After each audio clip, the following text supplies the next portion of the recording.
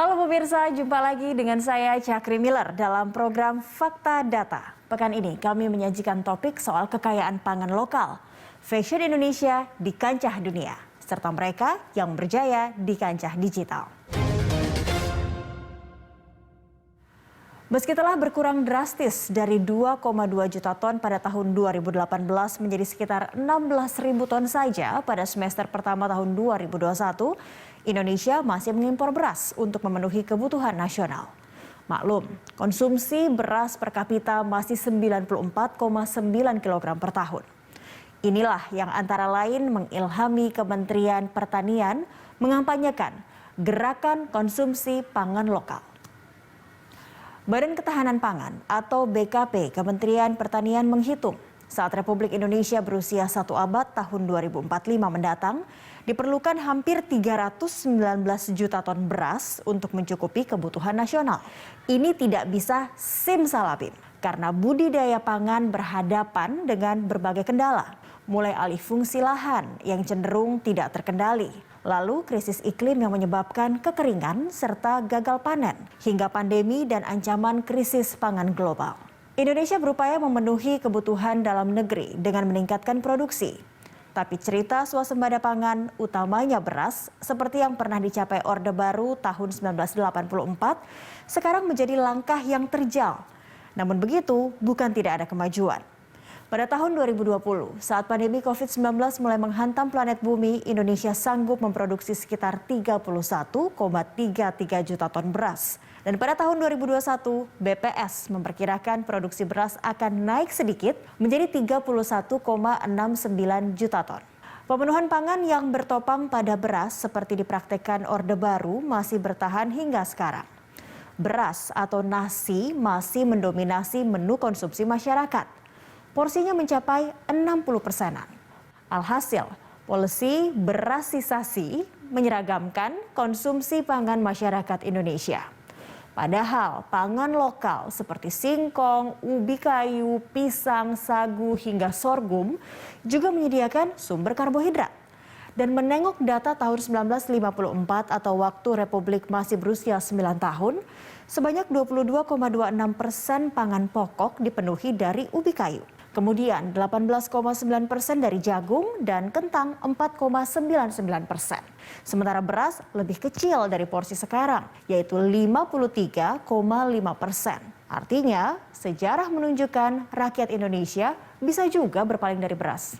Menoleh kepada pangan lokal berarti diversifikasi pangan. Dan untuk urusan ini, Kementerian Pertanian memiliki peta jalan tahun 2020 sampai 2024. Misinya meningkatkan konsumsi pangan lokal non-beras. 3 tahun dari sekarang, konsumsi ubi kayu oleh masyarakat Indonesia ditargetkan mencapai 18,1 kg per kapita per tahun. Adapun pisang 9,5 kg, kentang 7 kg, talas 3,7 kg, jagung 2,7 kg, dan sagu 2,3 kg.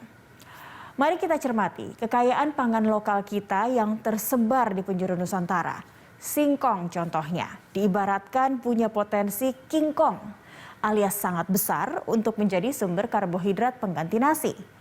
Negeri kita menjadi negara penghasil singkong nomor 4 di dunia. Besarnya ditaksir sekitar 19 juta sampai 20 juta ton. Di atas Indonesia ada Nigeria dengan 57 juta ton. Lalu Thailand dengan 30 juta ton dan Brasil dengan 23 juta ton. Setelah itu mari kita ke Nusa Tenggara Timur. Sekarang di NTT berkembang desakan untuk menjadikan sorghum sebagai tanaman pangan utama selain padi dan jagung. Alhasil pada 2021 dikembangkan sorghum di lahan seluas 3.335 hektar di Pulau Flores, Timor, Sabu, Rote, dan Sumba. Luas tanaman ini bakal ditambah menjadi 50.000 hektar pada 2022.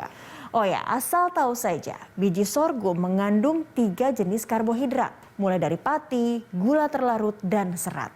Kandungan proteinnya pun seimbang dengan jagung, yaitu 10,11%.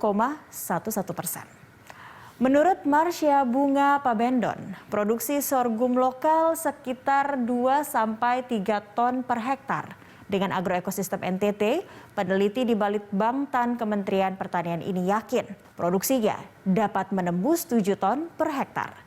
Kepada website Munggabai, Marsia menyebut NTT dapat menjadi Republik Sorghum. Ini dapat dibaca sebagai imbauan kepada masyarakat Indonesia agar menoleh potensi pangan lokal. Kalau tidak menjadi substitusi, ya paling tidak menjadi komplementer beras. Komoditas sagu, negeri kita juga punya. Di kabupaten-kabupaten Pulau Jawa pun sagu menjadi penganan yang diperdagangkan pada tahun 1980 silam. Ya, meskipun pangan lokal ini identik dengan Papua, produksinya menurut Kementerian Pertanian cuma 472.000 ton pada 2020 lalu. 3 provinsi dengan produksi sagu terbesar diduduki Riau, Papua, dan Maluku. Asalkan ada kemauan atau political will dari pemerintah, produksi sagu dapat saja didongkrak. Sekarang kita pelototi komoditas jagung. Menurut prognosa Kementerian Pertanian dan BPS pada 2021, luas panen jagung sebesar 4,15 juta hektar. Produksinya kira-kira 15,79 juta ton. 5 provinsi penghasil jagung terbesar ditempati Jawa Timur, Jawa Tengah, Lampung, Sumatera Utara, dan Sulawesi Selatan. Menteri Pertanian Syahrul Yassin Limpo mengklaim Indonesia kelebihan stok jagung sebesar 2,85 juta ton. Tapi, apakah konsumsi jagung per kapita naik dari posisi 1,7 kg per kapita per tahun?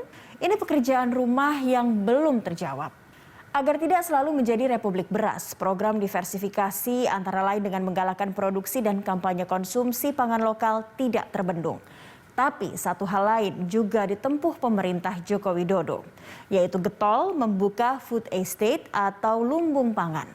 Yang dibuka antara lain di Kalimantan Tengah, Sumatera Utara, hingga Sumba, Nusa Tenggara Timur. Lahan di beberapa titik food estate tadi tidak hanya ditanami padi dan jagung, ada pula singkong, bawang merah, bahkan kelapa. Tapi apakah program food estate bakal manjur mewujudkan ketahanan pangan serta mendorong diversifikasi pangan? Jawabannya, semoga iya. Betapapun ada kritik di sana sini,